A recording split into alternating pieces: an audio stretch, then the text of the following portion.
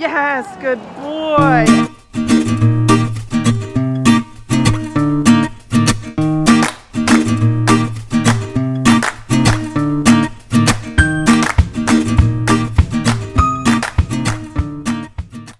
Hey guys, Kayla here from Journey Dog Training with our next update on Madge, my foster dog. So Madge has been with us for about a month now. It is May 5th. She arrived, I think, on April 1st. And some things are going really well. She's moving around a lot more now, as you guys can see. We've caught her playing with toys while we are awake and in the apartment, which is a first for her. Even in her last home, which she was in for 6 months, they never actually saw her play. So that's awesome. She has been following us around a little bit more and approaching us to kind of sniff us up and down when we come back from walks. She's been begging a little bit while we're cooking, and all of that is new for her and, pretty big steps forward. I really think the enrichment, so the puzzle toys specifically that we've been giving her, have been helping bring her out of her shell quite a bit. I'm sure also her medications have been helping. And then the big thing that she's really been working on, which is target training, so teaching her to come up and touch her nose to my hand. But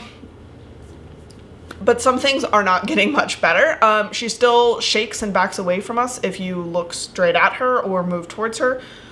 She's escaped the apartment several times lately, and when we've had to use a slip lead to catch her again before she escapes out into the real world, she's been so scared that she poops.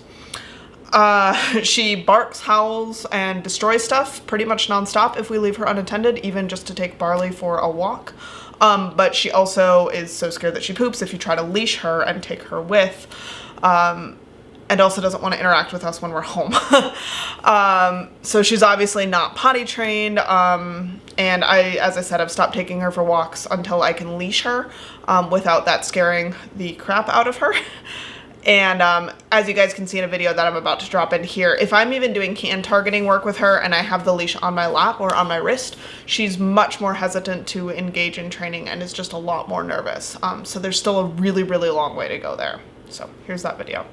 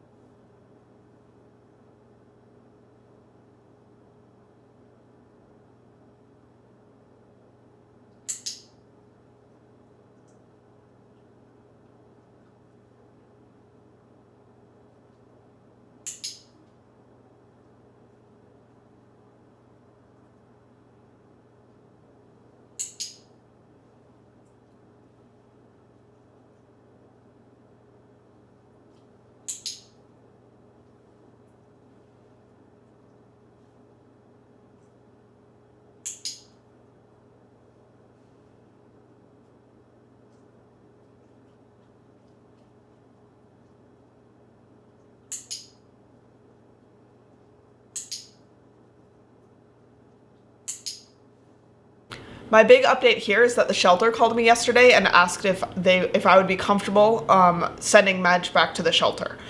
They have another foster dog or another dog that came from a similar hoarding situation and is similarly stressed out to Madge. And they're hoping that putting the two dogs together will help both of them feel a little bit more comfortable because they'll have two dogs together. And then they're also really hoping that the really controlled shelter environment is going to be able to help deal with some of Madge's escape and isolation issues in particular. My hope is that the daily training sessions with a variety of staff at the shelter, having another social dog, and being in this more controlled environment is going to allow us to deal with one of her issues to a point where she's either more adoptable or an easier foster candidate, or frankly, if she continues showing a long-term lack of progress, it might be time to put euthanasia on the table, which hopefully is not anything that's going to happen anytime soon. I really trust and enjoy working with the shelter and their decisions on that matter, so if it comes to that, I think that we'll be able to safely say that we've done the best that we possibly could and given her a really good shot if it comes to that. So, my hope would be with her in the shelter that they can either work on her leashing skills, her social trust issues, which will probably come along with leashing skills, potty training skills, or separation issues, because frankly, if one of those 4 issues were in a better place, I would be much happier keeping her as a foster again, or she would be a much better adoption candidate. But as of right now, she's incredibly difficult to foster, and she would be incredibly difficult to adopt out. If the shelter decides that after a couple weeks of her being in the shelter, they want her back in a foster home, she will absolutely come back and stay with me. And I'm really, really rooting for her and hoping that I will be able to give you guys continued positive updates just based on what I hear from the shelter in the future. But for now, this is going to be the last Madge video, because this little gray dog is going to be going back to the shelter and being housed with a little Shih Tzu, who I think is named Twizzler and sounds adorable.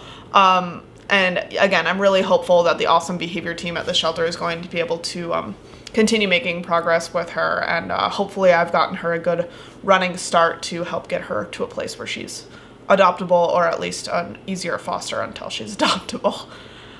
So if you guys have any questions about Madge, or anything that you want to know, things that you would like to hear about as far as, like, you know, what next steps would be if you have a dog like Madge and have not given that dog back to the shelter, go ahead and comment below and I'll be able to help out as much as I can.